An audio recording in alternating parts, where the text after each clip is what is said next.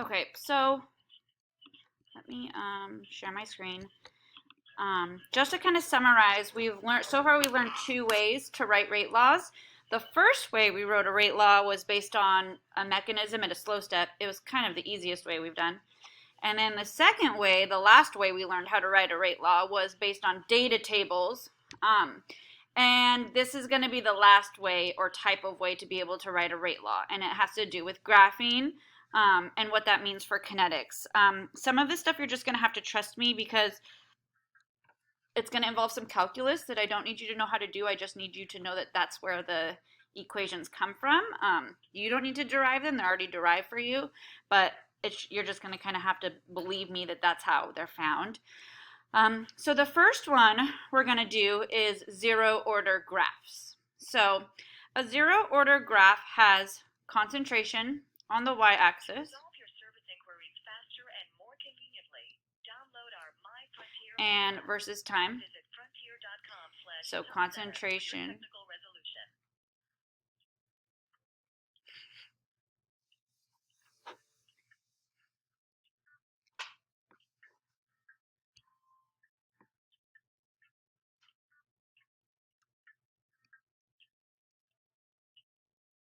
remember the brackets just mean concentration. If concentration versus time is a straight line, the reaction is zero order. If concentration versus time is not a straight line, the reaction is not zero order. Whether it's first or second order, we don't know, but it's just not zero. For it to be zero, the concentration has to be on the y-axis. For all of these graphs, time will be on the x-axis. That doesn't change. It's going to be our y-axis that varies, and it's going to be varied based on the rate law and the order. So again, concentration versus time as a straight line means the reaction is zero order. And you go, well, why? Okay, well, let's review a few things.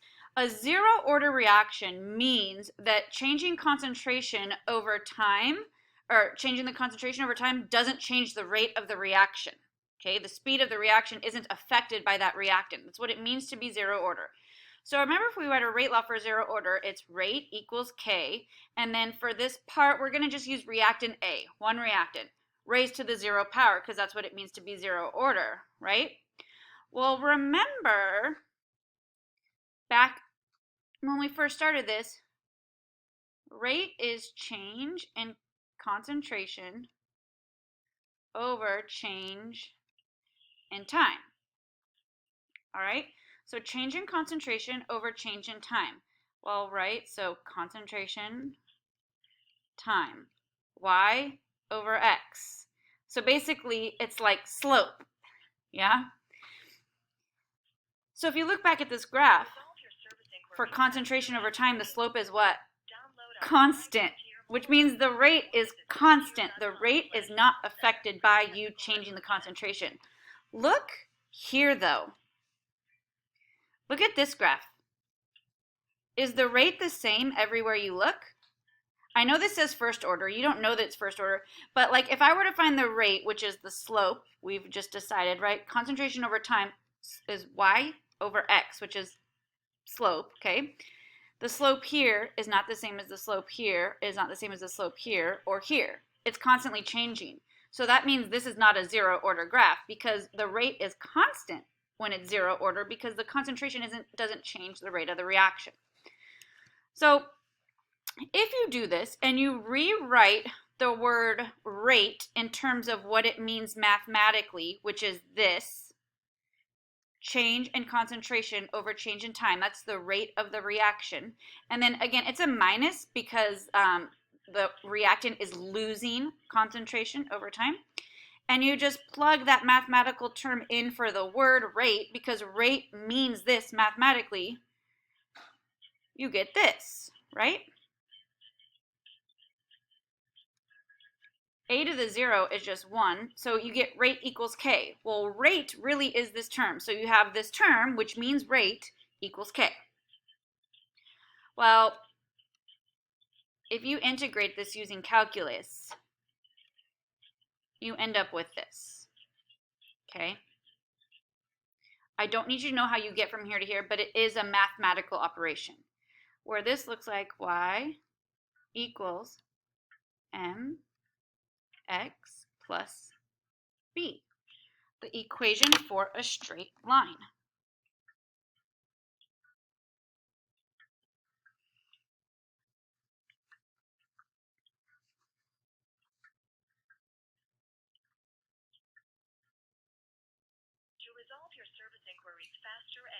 Okay, so this gives us an equation for a straight line with concentration being on our y-axis and time being on our x-axis. And then notice m means slope, right? And it's a negative k, so the slope is k. And it's negative, which means it should go down. So let's go to another zero order graph. It's going down, that's why it's negative k, concentration versus time. And then this just means this little zero means initial concentration, starting concentration.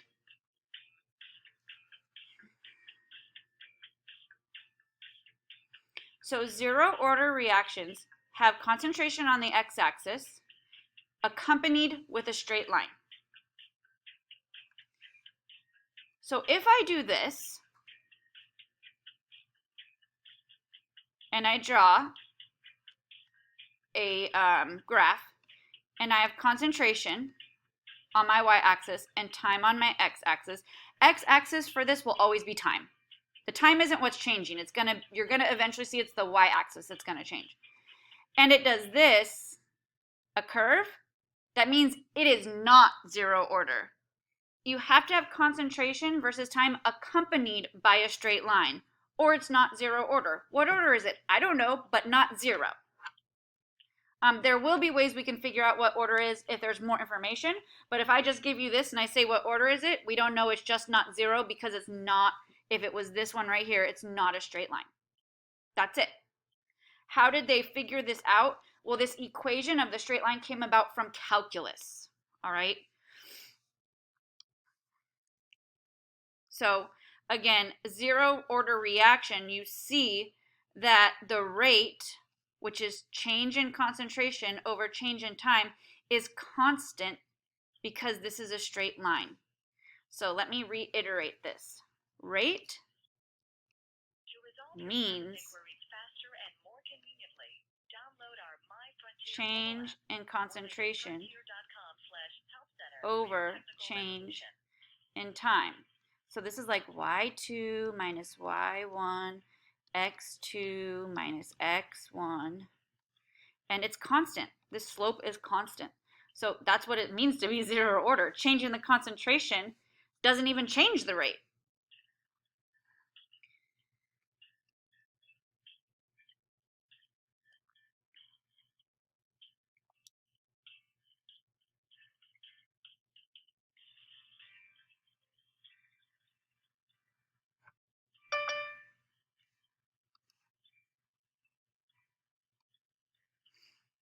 Okay.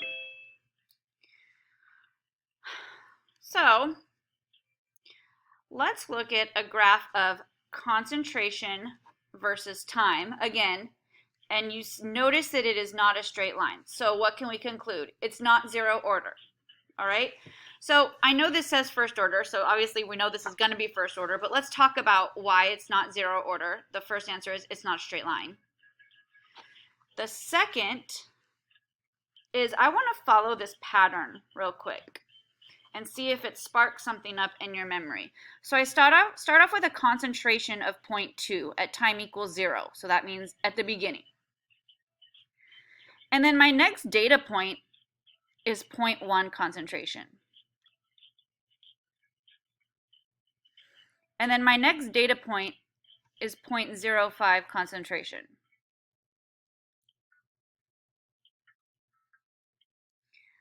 What is the pattern you're noticing for this specific graph about the concentration?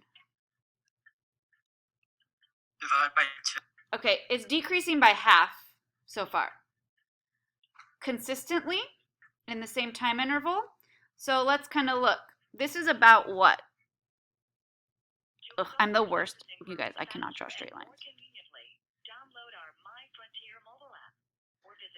I don't know. What do you want to say? Like 45 seconds, 40 seconds, something like that? You'd have to like just kind of approximate. We'll do this 45. I think I did 40 in the other classes, but maybe it's more like 45.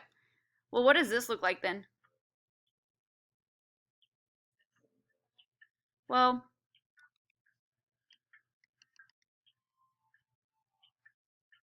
I would say, I'd argue, let's go back. Let's call this 40, just for sake. Maybe this is more like 40.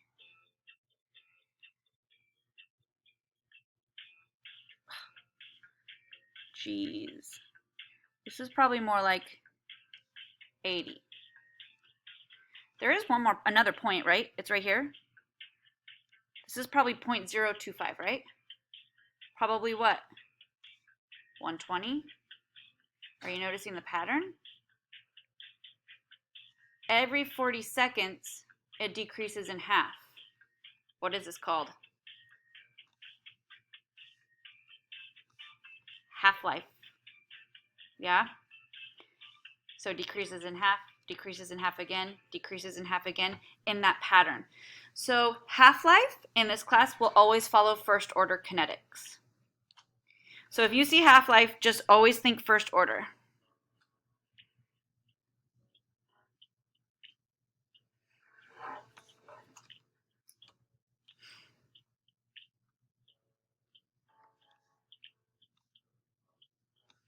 So the next concentration after 0.05 is this data point right here.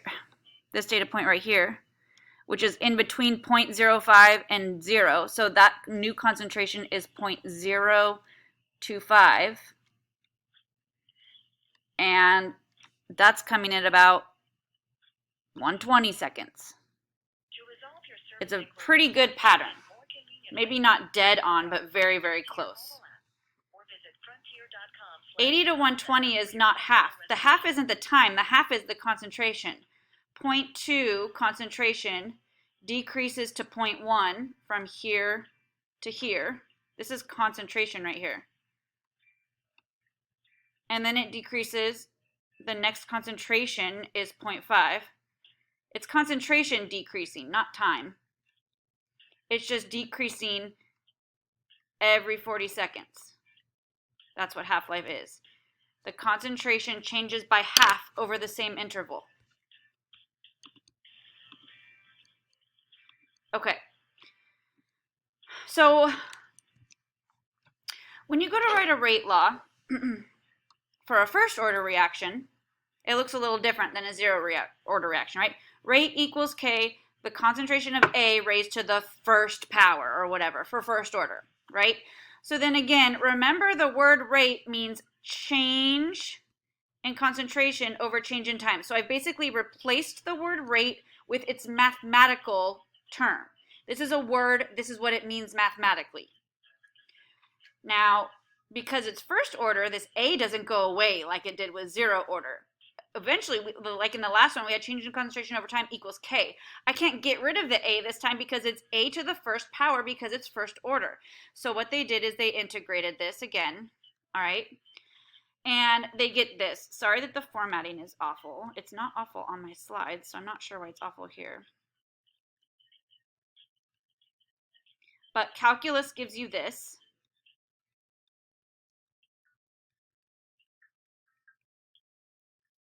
Okay, and now it sounds like some of you are learning about the rules of logs and natural logs right now. Dividing natural logs is the same thing as subtracting them.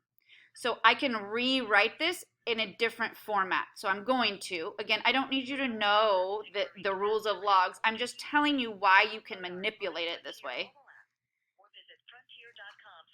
So dividing logs is the same operation, or natural logs, excuse me, is the same operation as subtracting them.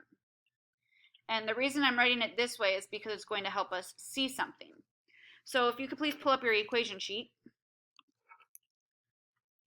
You will see on the first page in the kinetics section what I just had.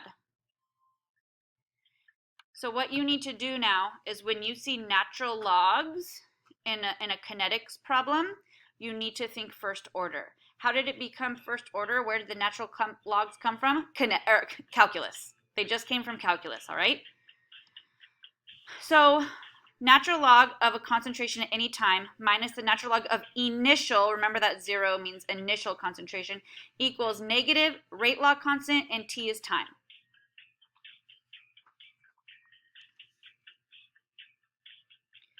Now, if you look at this, you could rearrange this to look like the equation of a straight line by taking this guy and adding it to the other side.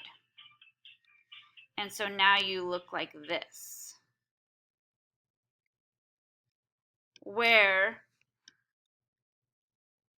y equals mx plus b, and the difference between first order and 0 order are the presence of natural logs. So to be a straight line and be first order, your graph y-axis has to have natural log on it, because calculus told us so.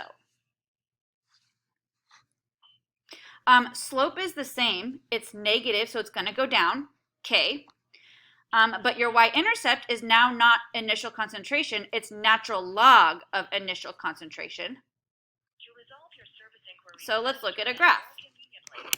My y-axis is natural log of concentration versus time.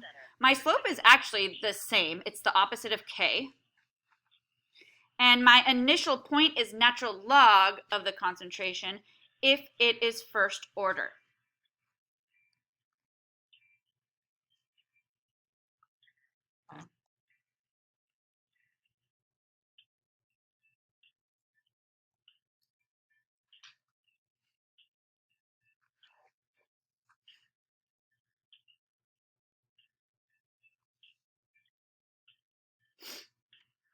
So if I were to present you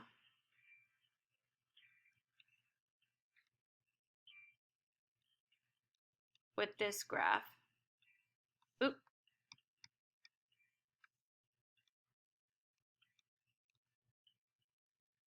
so ignore the original graph. If I were to do this,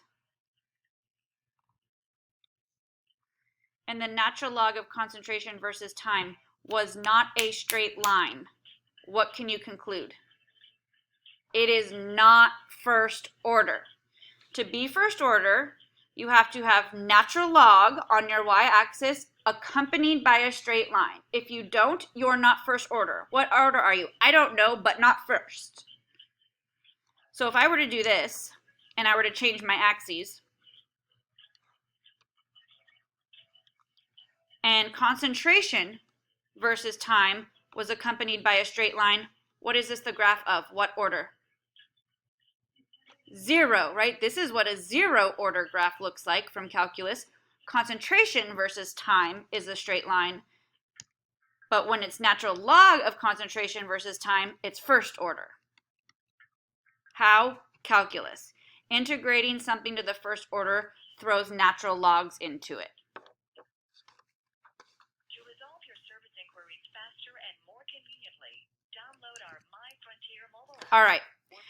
So for the sake of this class, all half-life problems, if you're presented with them, are going to be first order kinetics. So you will always use the natural log equation for any half-life problems you see. All right. So remember, half-life is the amount of time required for the reactant to decrease by half. So it follows a pattern. So if you start off with 50 grams, and then it goes to 20, and then to 12.5, and then to 6.25 over a set time interval, 10, 20, 30, 40 seconds, every 10 seconds, that's half-life. Maybe it's not seconds, maybe it's every 100 years. You start off with 100 grams, it decreases to 50 over 100 years. And then in another 100 years, it decreases to 25. And then another 100 years, it decreases to 12.5. That is half-life. It's that pattern, okay?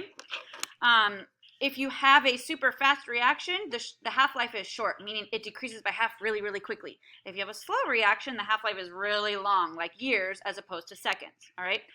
So if you look on your equation sheet, the third equation you'll see on the bottom is this weird guy, where T1 half represents half-life. Okay, well that was interesting, all right? And it says T1 half, which means half-life, equals 0.693 over K. And you're like, okay, well, whatever. Where did that even come from? I'm going to show you. I'm just going to prove to you where this came from. It didn't just come from random nothingness.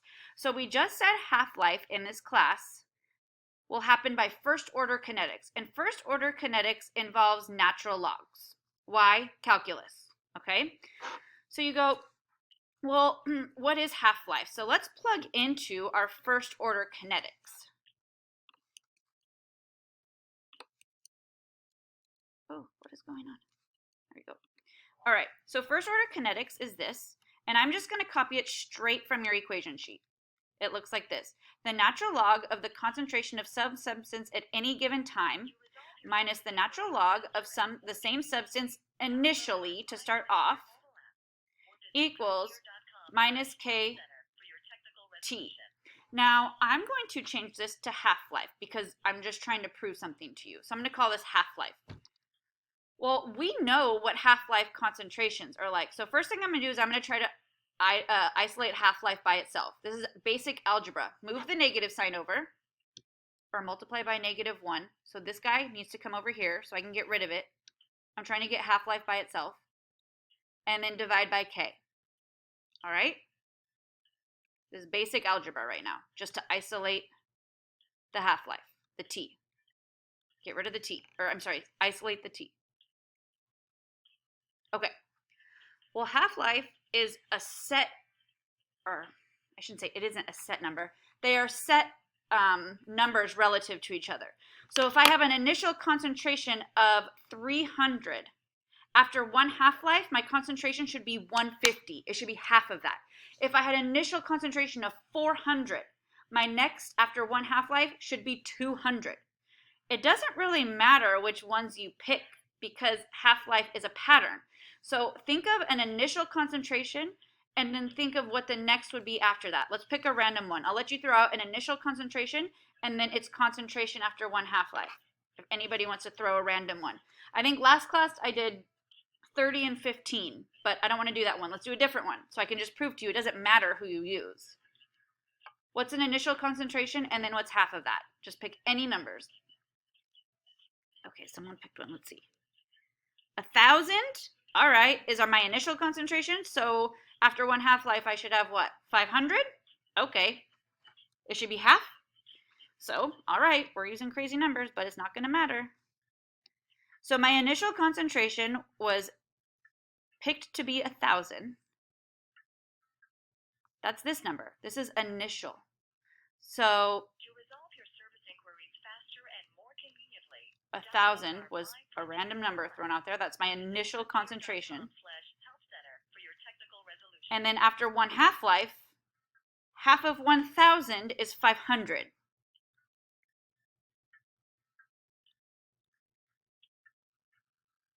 So initial concentration, final concentration after one half-life over K. We don't have a number for K.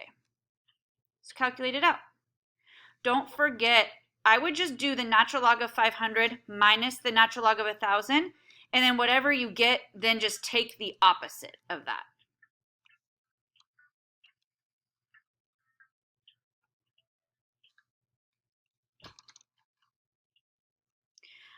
This term right here is going to come out to be a negative value. So then if you have a negative and a negative, it's going to make it positive. You will see once you calculate it out.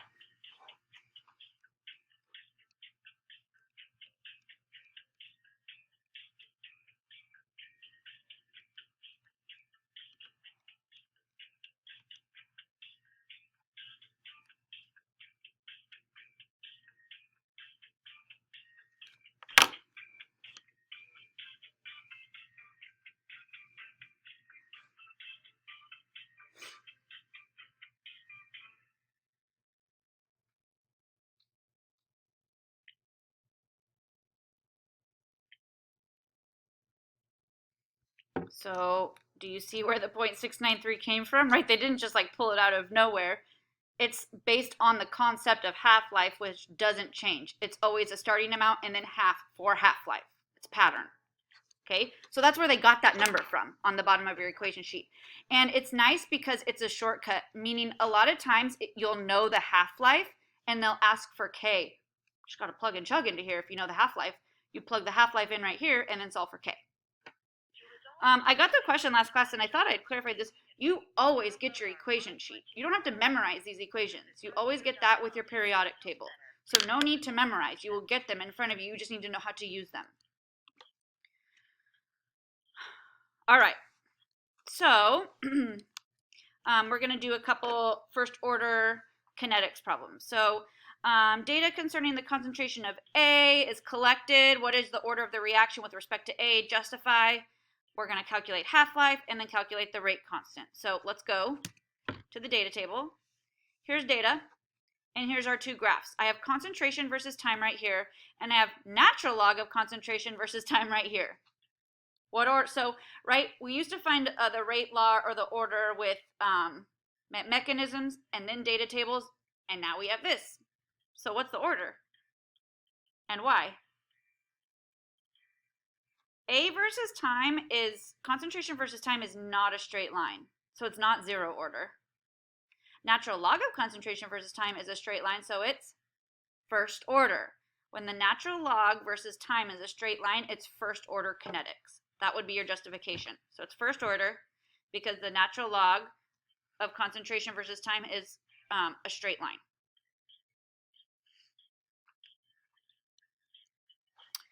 Use the graph to calculate the half-life for this reaction. So you could use the graph. I'm actually going to use the data table just because it literally gives you the exact points. So if they're telling you it's, the other hint is that when it's half-life, it's first order, right?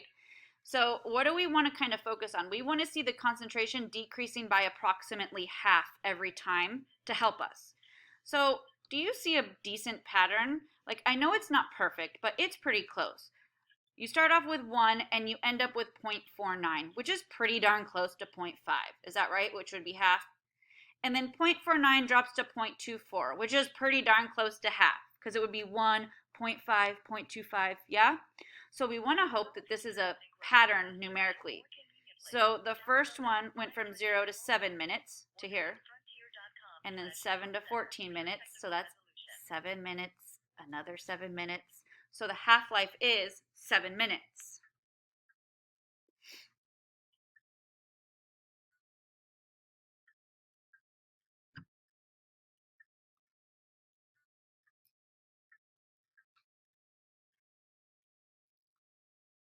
Okay. Calculate the rate constant. Well, if you know the half-life, this is easy, right? T 1/2, this is on your equation sheet, equals 0.693 divided by K. Now be careful, you have to rearrange and get K out of the denominator. You can't solve for K in the denominator. So I would multiply both sides by K to get it out of the denominator. And you'll end up with K, or cross multiply, however you want to look at it, equals 0.693 divided by half-life. So K equals wow.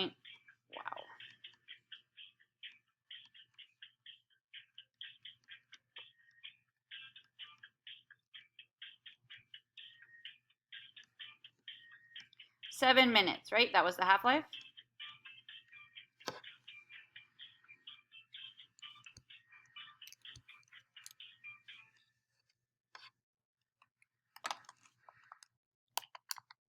So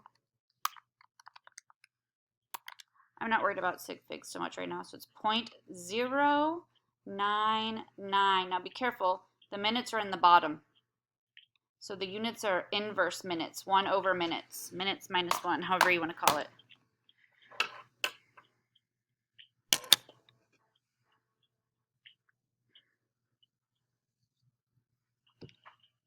All right.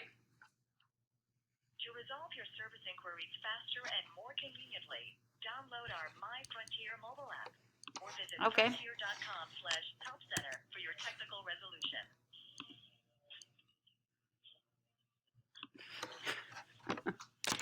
Are you guys enjoying my background hold music? I'm so sorry. Let's see, what are we going on now? Oh, 3 hours and 12 minutes, guys. I'm very persistent. Okay. The decomposition of a certain insecticide in water at 12 Celsius follows first order kinetics. Okay, so that's nice to know. With a rate constant, okay. So when you see first order kinetics, your brain needs to think natural logs. First order kinetics are natural logs. Rate constant, they just gave you K. That's awesome. 1.45 inverse years. A quantity of the insecticide washed into the lake on June 1st and leading to a, remember the brackets mean concentration, 5.0 times 10 to the negative 7th grams per centimeter cubed. That's a weird unit for concentration, but whatever. Assume that the average temperature of the lake is 12 Celsius. Here's why this is included in there. The only thing that changes the rate law constant is temperature. So if you're trying to focus on something changing over time, you don't want the temperature to be changing, okay? So what is the half-life of the insecticide? Well, we just did that, right? Half-life is 0.693 over K, right? And they gave you K. Sweet. This is easy. They just gave you K off the bat. 1.45. If you have inverse years in the bottom, you're going to end up with years, right?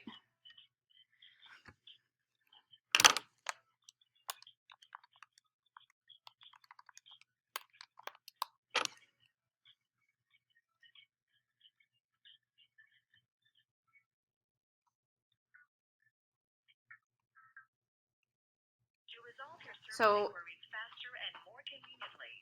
0.478 years. So if you wanted to find months, that would be like 5.7-ish months. Okay, so there's year, or there's the half-life. Now this says, what is the concentration? Ooh, we haven't done this yet.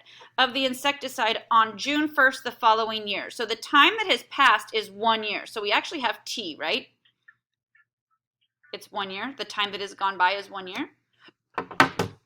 So because this is first order kinetics, we're going to use the natural log equation. Because it said it was first order kinetics.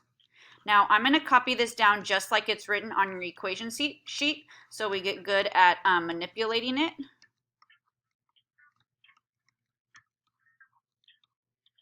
Now, you know initial concentration. It was given on the slide.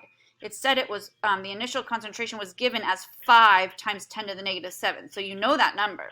Oops.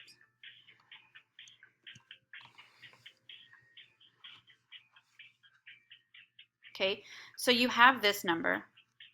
You have K, it's given. You have time, it's 1 year. You're trying to find the concentration after time 1 year.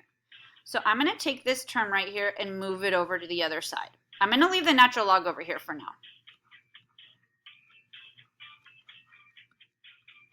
And you just add it, right? You add it to the other side.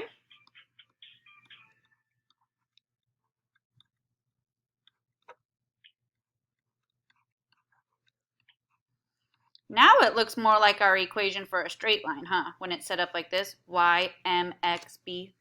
Not that that matters, I'm just showing you. So what I would do right now is I would find this number over here because we have all of these numbers. We have K, we have T, and we have initial concentration. So I'm going to do the minus. Don't forget the minus. I totally left this out not on this problem, a different problem yesterday, and it messed me up. 1.45 is given, inverse years, that's K.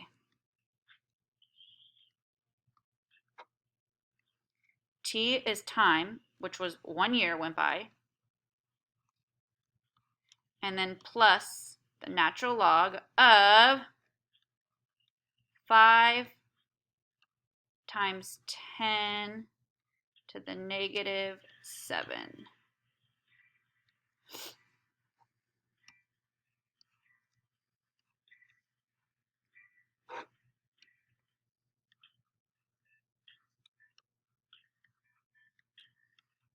So find your natural log button, the LN button on your calculator.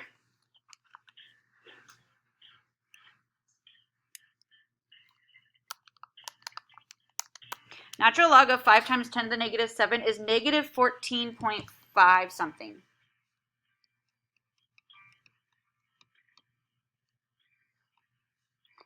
Plus 1.45 times 1 is 1.45, but there's a negative out in front of there. So it's negative 1.45. So you have natural log of AT equals negative 15.958, blah, blah, blah, blah, blah. And this is the part that might be a lot more unfamiliar to you. I need to solve for concentration, not natural log of concentration. So the way you get rid of a natural log is the e to the x button. It's literally the opposite button as your natural log on your calculator. Just like your log and your 10 to the x button are opposite buttons. So e to the x, see you later. But if you do that to one side in math, you have to do to the other. So the concentration of A equals e to the negative 15.95, whatever. So it ends up being 1.17 times 10 to the negative 7th grams. They gave weird units for concentration, but they're grams per centimeter cubed.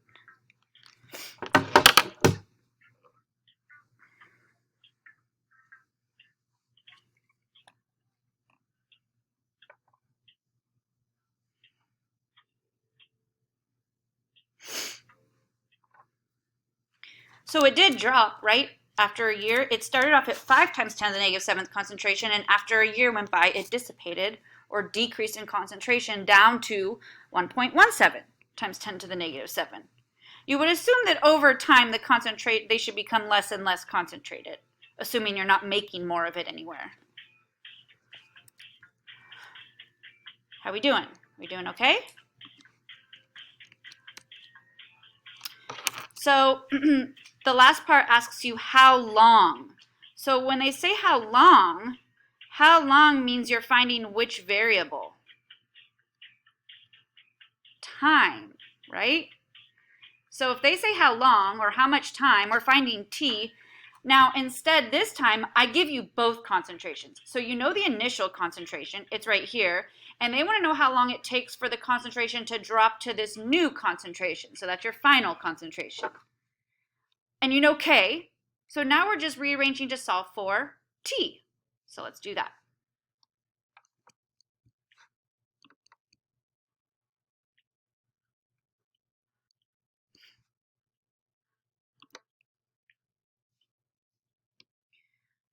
So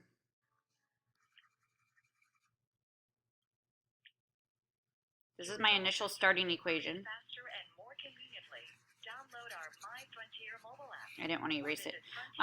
Now we're just, instead of, I know I have A circled. We don't want to find A, we want to find T. So this is a much easier, this is the equation as it's presented on your equation sheet. If I want to find T, I'm just going to move the negative sign over, right? I'm going to move it over.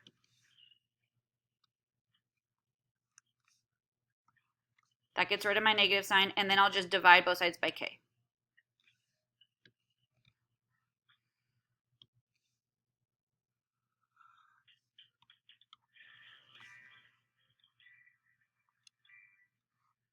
That leaves me with time. So there's my negative sign that I had moved over from the other side, right? Because you can't have negative time. That wouldn't make sense. So natural log of 3 times 10 to the negative 7, that's what it turned into,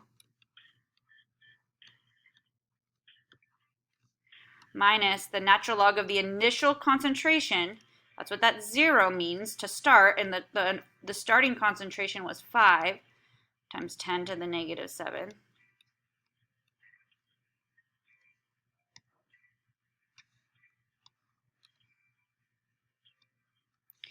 All divided by K is given in the beginning of the problem, 1.45 inverse years.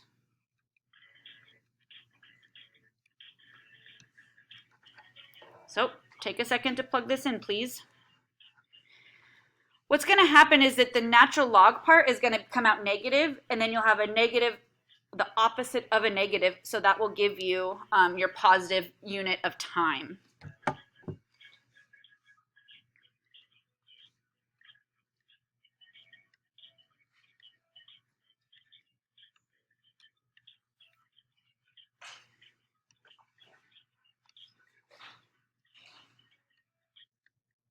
To resolve your service inquiries faster and more conveniently, download our My Frontier mobile app or visit frontier.com/help-center for your technical resolution.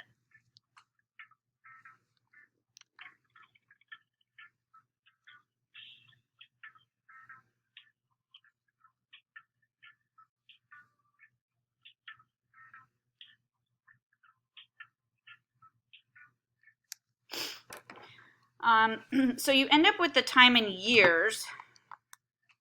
Can someone give me the answer? Does anybody have it? It's point something. That sounded about right. 0.352 years? That sounds familiar. And you go, well, how did the, these were concentration units, right? So how do they disappear? Concentration. Well, remember that subtracting natural logs is the same thing as dividing them. So that's how the concentration units cancel out and why you're only left with years.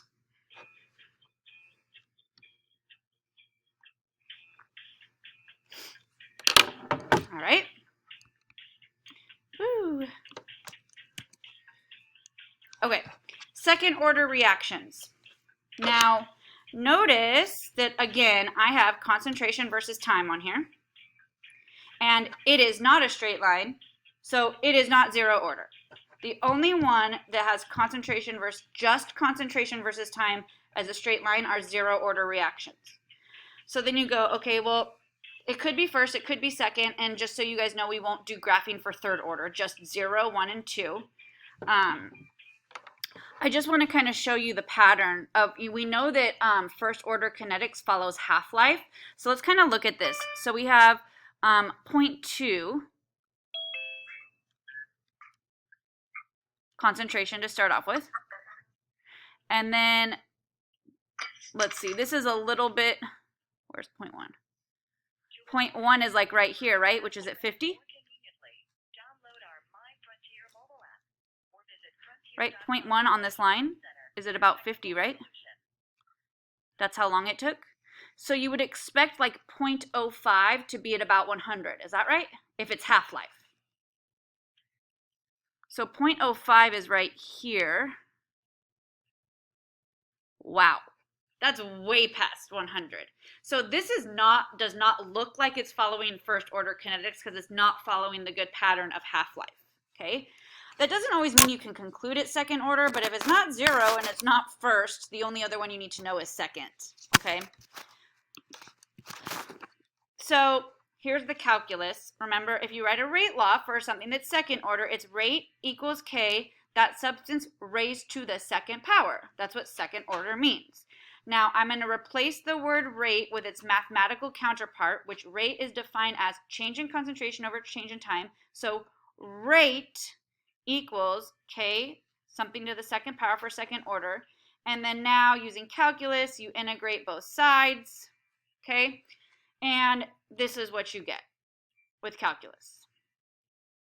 If you look on your equation sheet, you will find that is your second equation. So you will see it as the second equation. So basically, you just need to know that this equation means first order kinetics, and this equation means second order kinetics. All right? Again, what's the difference between first and second? Well, first has natural logs in it, and second has 1 over concentration in it. Now, again, because this is how it's given on the equation sheet, I wanted to show it to you this way, but you can take this guy and add it to the other side, just rearrange, and again, make it look like a straight line. So now this is your y-axis, 1 over A if it's second order. And then it's 1 over initial concentration. if it's second order. And then notice one big difference about second orders. What's one big difference between both 0 and first orders? The slope is positive, right? That's a positive k instead of a negative k, meaning your graph is going to go up instead of down. Both 0 and first orders went down. So the graph of 1 over concentration will go up. Not concentration versus time, 1 over concentration versus time. So it looks like this. A second order graph has 1 over concentration on the y-axis accompanied by a straight line with a positive slope.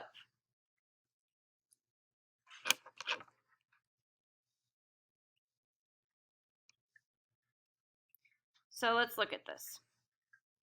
Okay, so we say this is a second order plot. 1 over a versus time accompanied by a straight line defines second order for us. Oh, I can't do it this way. Never mind. I'm not going to do that for you. So let's do some practice FRQs. This part is old stuff. It says clearly label the following directly on the diagram. Activation energy for the forward reaction, and then DH stands for delta H. So activation energy is defined as the reactance to the top of the hill. So activation energy is reactance to the top of the hill. That's the amount of energy required to start the chemical reaction. You got to get over the hump so you can make products. Delta H is defined by products minus reactants. So it's the difference between the products and the reactants, right? So products are like. Now, I didn't ask you this, but I do expect you to know, is this reaction profile exo or endothermic? Is heat going in or coming out? Coming out, right? Because your products have less energy. So it's like, it gets released as opposed to trying to climb up and stay up. That's being put in, okay? So that was old stuff. Now let's go to the kinetics part. It says, using the axes at the right, complete the graph that represents the change in concentration of nitrogen over time as the reaction proceeds. And it says the reaction is first order with respect to N2O5. Now here's how you have to be careful. They already labeled the axes, and the axes are labeled concentration versus time, but it's first order. So will I draw a straight line? This is where kids get confused. Do I draw a straight line or do I draw a curve? You need to draw a curve, right? Because you want the straight line for first order to be accompanied by natural logs. They didn't label this natural log. They labeled it just concentration. So because it's concentration versus time, it's going to decrease at different rates based on concentration, which is represented by a curved line. Now, had they put natural log of concentration on the y-axis, you would be able to draw a straight line because it's first order kinetics, but they didn't. Considering the rate law on the graph, describe how the value of the rate constant could be determined. Okay, so here, this is hard, and they don't have you do this anymore, but I am going to show you. Remember, the rate constant has been the slope of the line, right? And this isn't a straight line. So to find the slope of a line on a curve, how do you do it? You would find a point, you would draw a line tangent to it, and then you would find the slope. That's how you would, that would be the only way to be able to do it. We don't do that anymore in here, but that is how you do it for a curve. A straight line is easy. You just do rise over run, but this isn't a straight line. So at any point, you would just find the slope of that line by drawing a tangent line to that point. Again, they don't test you on that anymore, but I did want to kind of show it to you. It says if more N2O5 were added to the reaction, so you increase the concentration of N2O5 at a constant temperature, what would be the effect of the rate law constant? Does the rate law constant change when you change concentration? No. What changes it? Temperature. So if temperature stays constant, does the rate law constant change? No, nothing. The only thing that can change our rate law constant is temperature.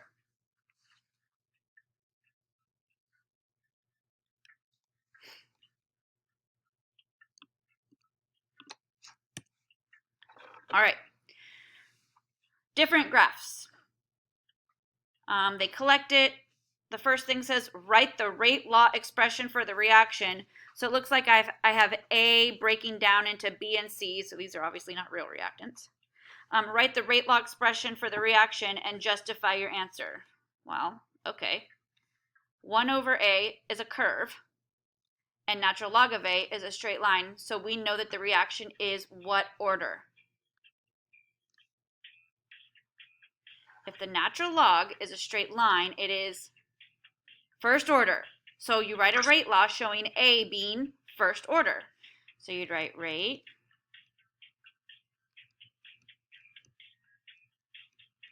equals K concentration of A.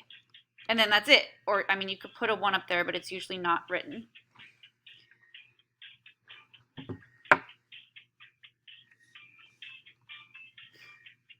So what's the justification is that the natural log came out to be a straight line. Now, having said that, let's pretend this did not come out to be a straight line. Let's pretend the natural log was a curve, and this one was a straight line. What order would it be? Second, because 1 over A accompanied by a straight line would be second, so what would you do? You would have put a 2 up here if it was second order. Okay? It's not. So how do you find the rate constant? Well, we know in first order the rate constant is opposite the slope, right, in that equation? So you would find the slope of the line, y2 minus y1, with data points, right, x2. They don't ask you to do it, they just ask how you would do it. And then you would take the opposite of it, because remember the slope based on here is the opposite of k, right? It's negative k right here. So you would have to take the opposite of it.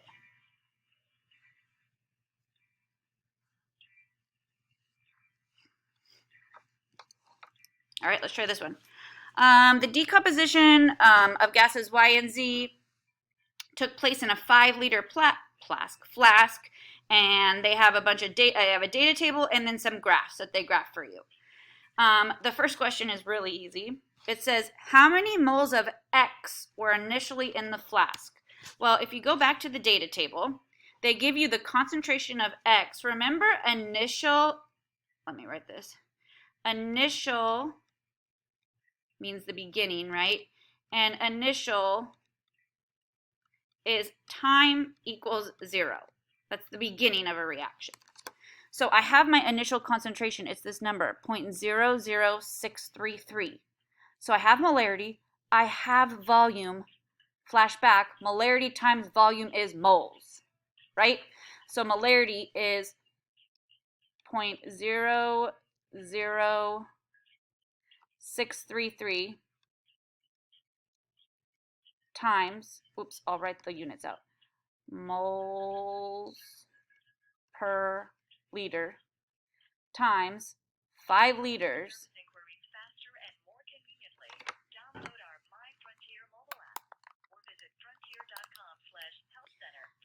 So the answer is 0.0317 or 6. It doesn't matter which one you put. So this is old stuff. Either one.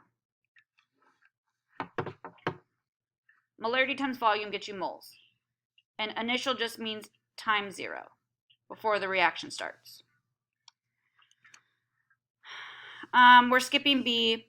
So C says, what is the order of the reaction with respect to X, and justify your answer. And then once we know that, we're going to write the rate law. So we're going to go back and look at our graphs. I have concentration versus time as a curve. Notice this says X minus 1, which means 1 over X is also a curve, but the natural log is a straight line. So what order is it? First order, because your justification is that the natural log graph is a straight line, is the one with a straight line. So first, so a rate law with first order, oops,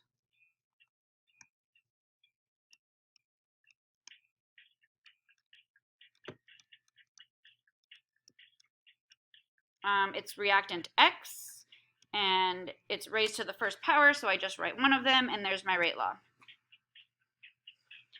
Now, they ask you to calculate the rate constant. Remember, the rate constant is the slope of the line.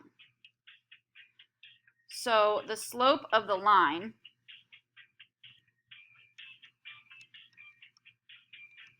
is this.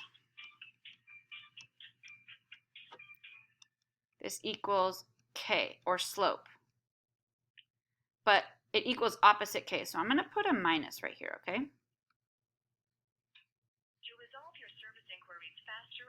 How did I get this? Well, let's flash back.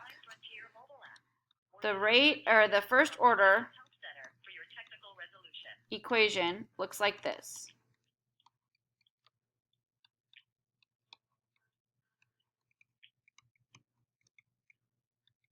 Right? Rearranged. Y, M, X, B. M stands for slope. So negative k is the slope. So negative k is the slope, but I'm going to put my negative over here. And this is what slope means. Rise over run. Now, I have a data table, so I can plug points into here. Now, you need to be careful. Which points do you plug into here? Do you plug, oops. This is for sure your x-axis, right? This is your x-axis. Which one of these do I use? Be very careful for the y-axis. You need to use the natural log one because that's the one with the line in it, right? So I need to use this one. Does it matter which 2 points you use? Nope, because it's a straight line. I'm going to just do the first 2 points. Now, notice they already calculated the natural log for you. So you just plug the numbers in. So they took this number and they took the natural log of it and then they wrote it right here. So you don't even have to do that yourself. So I'm going to do the first 2 points. I'm going to do these two and these two. So y2 is negative 5.259.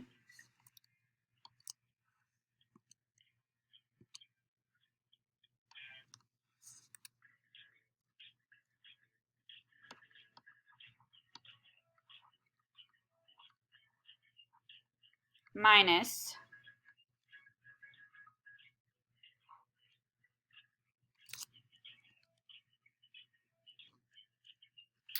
5.062. Oh my gosh, what is happening? Or visit frontier.com/help center for your technical resolution.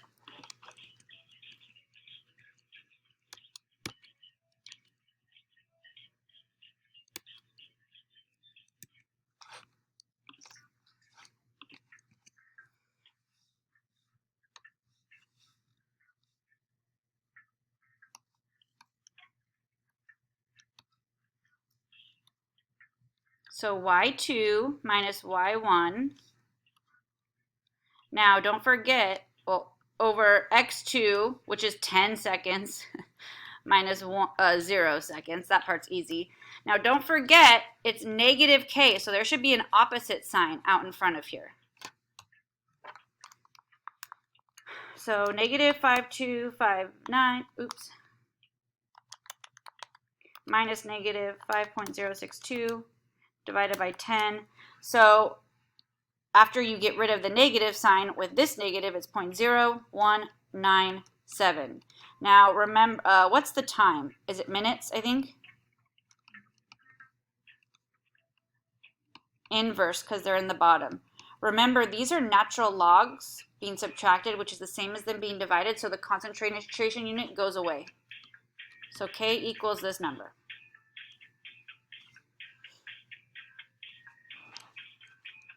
All right, calculate the concentration of X in the flask after 150 minutes.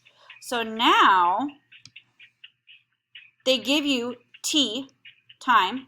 You just solve for K, and you know initial concentration. So again, this is still first order, right? So I use my first order equation.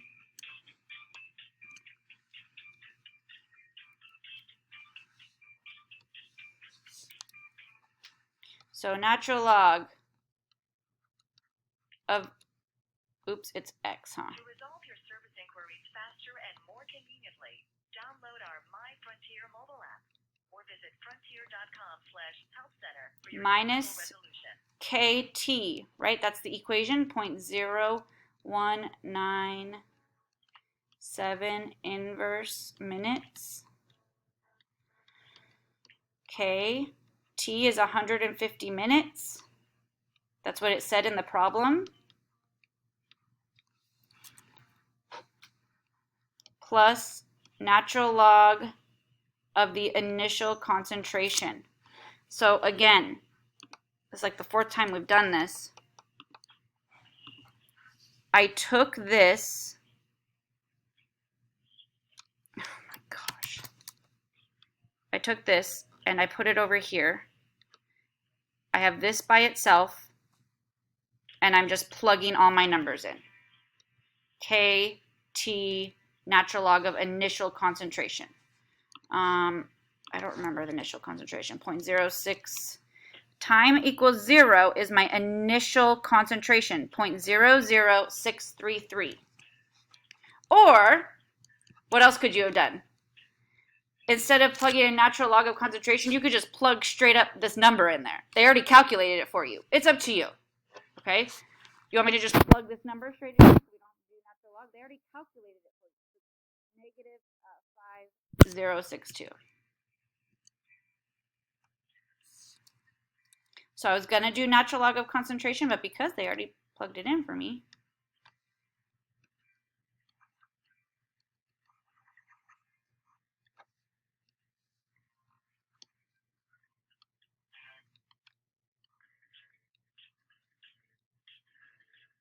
so solve for the right side, everything, and then remember, how do you get rid of a natural log? It's e to the x. That'll cancel this out.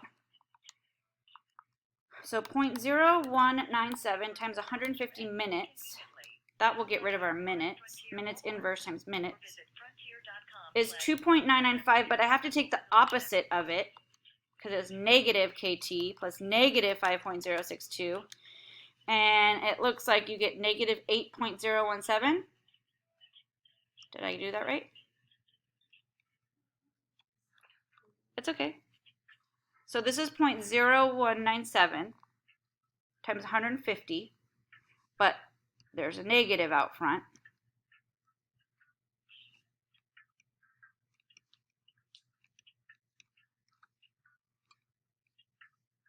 Is the natural log, and so then you do e to that number.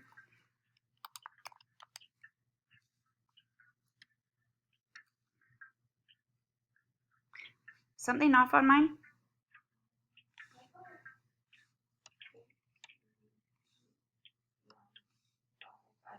Oh, it's okay, no. My number looks different from last class, but I'm not sure. Hold on. It's 0.0197 for K, right?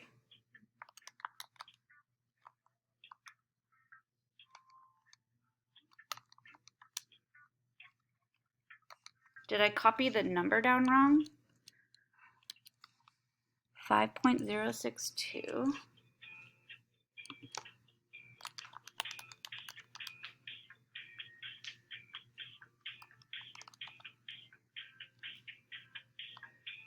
Anybody else getting 3.30? Or it's 3.298 times 10 to the negative 4?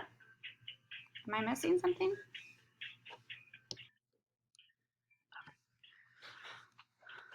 Okay. So 3.30 times 10 to the negative 4th molar is what the new concentration will be after 150 minutes. Let's kind of check if it follows the pattern. So I think the last minutes recorded were 100 minutes. And this is, this is 9 times 10 to the negative 1, 2, 3, 4. So 150 minutes would be later, so it should be even lower, right? So 3 times 10 to the negative 4 definitely shows you a drop in concentration after 50 more seconds have gone by. So it follows our pattern. It's slowly decreasing in concentration over time because it's being consumed. Okay. Service inquiries faster and more conveniently. Download our My Frontier mobile app. All right, I only have 2 minutes left of class. However, I'm going to keep teaching so I can get it recorded. But if you please can at home, I'd appreciate it. If you can't stay in class, it's okay too. I would like you to open up a Google Sheets. So I'm going to kind of show you how to graph something, and what I don't finish, you will need to watch on the video, because I am going to continue it on the video. I need you to open up a Google Sheets, and in your A column, type out all of these numbers, 0, 50, 100, 200, 300. And then your B column, which is going to be your Y, right, X, Y, 0, 1, 0, 0, 7, 8, 7, blah, blah, blah, blah, like this. I will show you.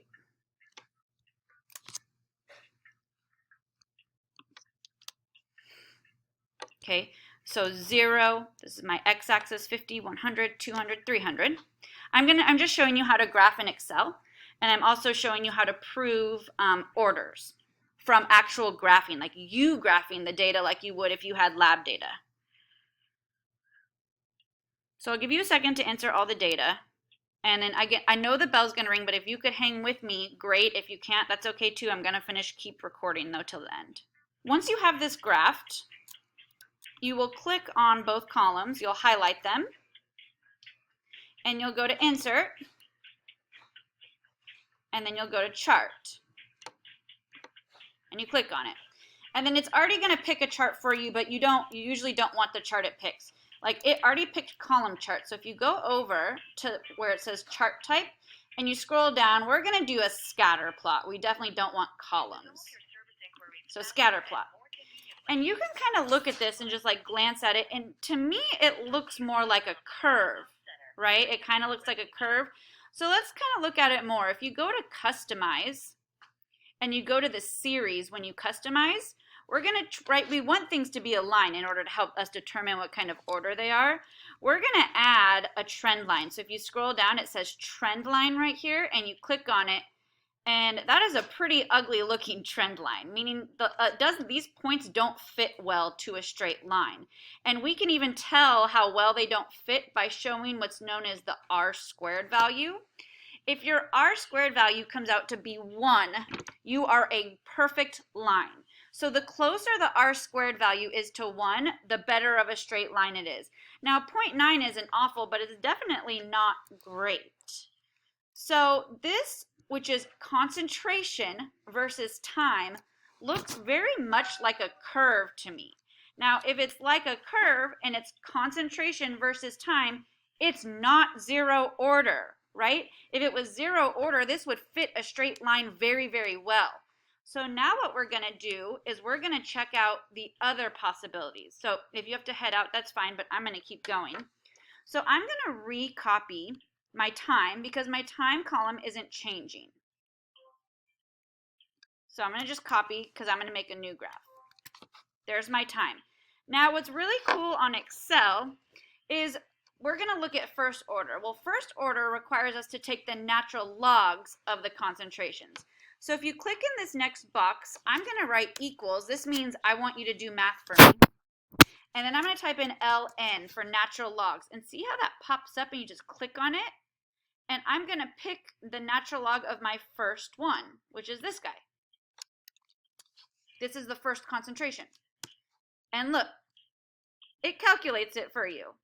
And then you can even select autofill, which what that does, or you can get this plus sign right here, you drag it down, and it redoes all of the other ones for you, assuming that you're going in the same order, which we are. So it just calculated the natural logs of all of these concentrations right here.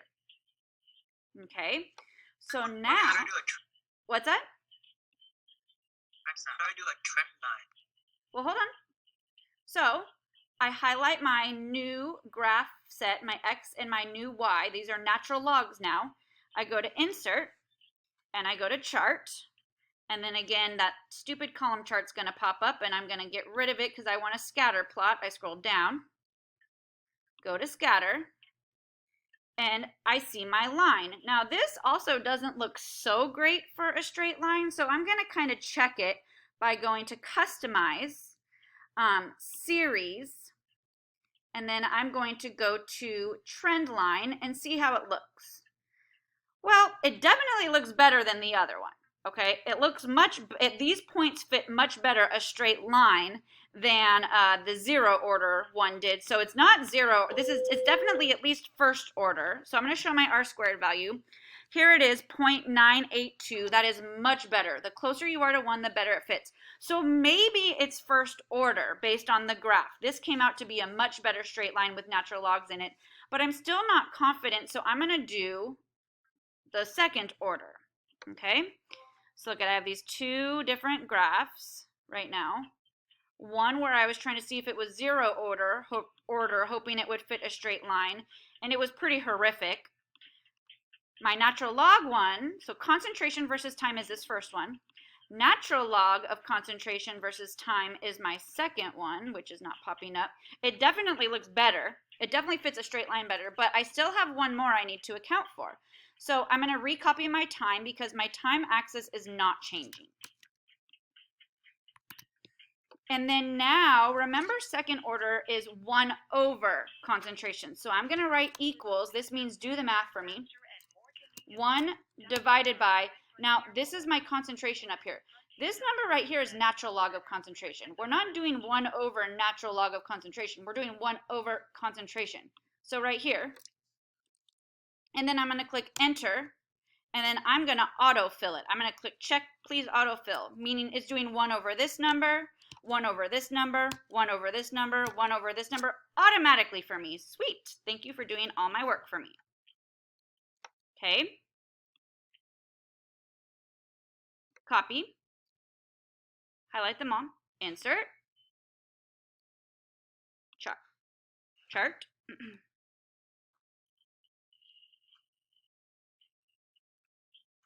And then we're going to go to scatter again. Ooh, that looks like a line too. So let's see. I want to see how good of a line it is. It's kind of, I mean, comparing the first order and the second order just by like looks, like our eyes, it's really, really hard to tell in my opinion. So obviously like on a test or something like this, it will be very obvious. You have two curves and a straight line, okay? It's not going to be this close. So I'm going to go, okay, customize. Let's pick my series. I'll add a trend line to it. Sure, we knew it kind of looks like it would fit a straight line. Let's check our R² value, meaning how good the line fits. It is 1. That's perfect. Meaning 1 over concentration versus time is the best straight line, meaning it's second order based on these graphs. That fit the line the best. Again, on a test, you will, like I said, you will have 2 very apparent curves and 1 straight line. I will not give it to you where they're like super close and hard to tell without using Excel. We do not have time to use Excel on a test.